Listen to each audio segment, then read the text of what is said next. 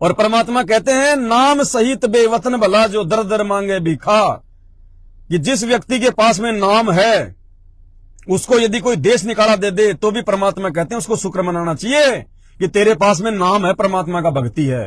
नाम सहित बेवतन भला जो दर दर मांगे भिखा, और क्या हुआ छत्र की छाया चाले यो राजपाट दिल्ली का। एक भगत को परमात्मा जो दे सकता है ना, उसको कोई सोच भी नहीं सकता, कल्पना भी नहीं कर सकते हम। तो भाई और बहनों, इतने दृढ़ जब तक हम अपने सदगुरु रामपाल जी भगवान पर उनकी भक्ति पे नहीं होंगे तब तक बात नहीं बनेगी। और ये परीक्षाएं, इस प्रकार की परीक्षाएं माता बहनों के साथ में केवल उन्हीं माता बहनों के साथ में होंगी जो साध संगति से जुड़ी होंगी। सतलोक आश्रम मैनेजमेंट हरियाणा से जुड़ी हुई माता बहनों के सामने ऐसी कोई नौबत पैदा नहीं होगी। क्यों? क्योंकि जैसा उनका परिवार कहेगा वो वैसा ही कर लेंगी। माता पूजनी है, हाजी पूज लेंगे। कल आश्रम में सत्संग है, हाजी वहां भी चलो। अरे तूने बिंदी नहीं लगाई, तूने सिंदूर नहीं लगाया, हाजी अभी लगा लेती हूं, ये लगा ली। सत्संग में भी जा रहे, अरे तूने सारे गहने उतार दिए, पैर इनको, नहीं तो घर में नहीं रहने देंगे, हाजी अभी पहन लेती हूं। यानी सतलोक आश्रम मैनेजमेंट हरियाणा से जुड़ी हुई माता बहन भाइयों की कोई मर्यादा नहीं है, उनको कोई वो ज्ञान नहीं है जो ज्ञान परमात्मा देना चाहते हैं। वो जगत में जाती हैं तो जगत वाली बन जाती हैं। घर में कोई शादी ब्याह रिश्तेदारी में है तो सज धज के बिल्कुल हार श्रृंगार करके वो जगत में जगत की तरह और भक्तों में और सत्संगों में भगत बन के चले जाते हैं। इसलिए काल उनको कुछ नहीं कहेगा। क्यों? क्योंकि उन सबकी मर्यादा टूटी हुई है। वो सब काल के जाल में है। समझ रहे हैं कि हम संत रामपाल जी के भगत हैं, संत रामपाल जी की भक्ति कर रहे हैं, लेकिन वो काल की हद में है, सब काल की जकड़ में है वो। अरे लगना चाहिए कि ये संत रामपाल जी की चेली है, ये संत रामपाल जी का चेला है और ये जगत वाले हैं, लगना चाहिए। संघर्ष के बिना भक्ति नहीं हो सकती। तुम जगत में जाओ जगत वाले बन जाते हो, सत्संग में जाओ तो तुम भगत बन जाते हो। ये सतलोक जाने के लक्षण नहीं है। इसलिए सबसे ज्यादा विकट परिस्थितियों का सामना भी यदि किसी को करना पड़ेगा आने वाले समय में या वर्तमान में, वो भी साध संगत वालों को ही करना पड़ेगा। क्योंकि परमात्मा जिस आत्मा को सतलोक लेके जाना होता है परमात्मा ने, उसी आत्मा को परमात्मा ज्यादा से ज्यादा ठोक बजा के देखता है। लोहार ने जिस लोहे का अच्छा आइटम बनाना होगा उसी को बार बार आग में देगा, फिर हथौड़े की चोट मारेगा, आग में देगा, फिर हथौड़े की चोट मारेगा। जिसकी कोई अच्छी वस्तु बनानी होगी, कीमती वस्तु बनानी होगी।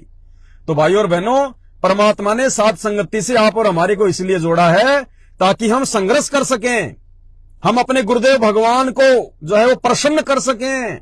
जिन बातों से गुरु दुख पावे उन बातों को दूर बहावे।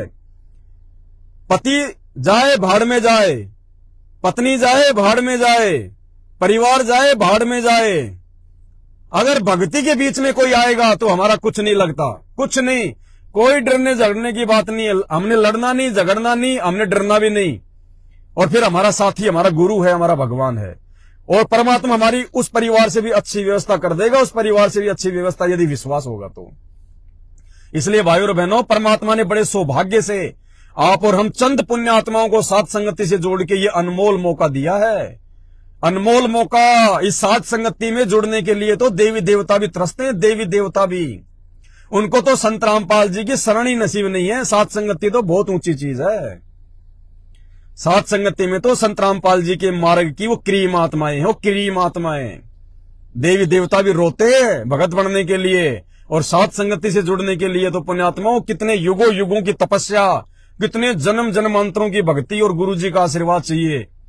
हर किसी के बस की बात नहीं है, अरे गहरे की बस की बात नहीं है साध संगति से जुड़ के रहना।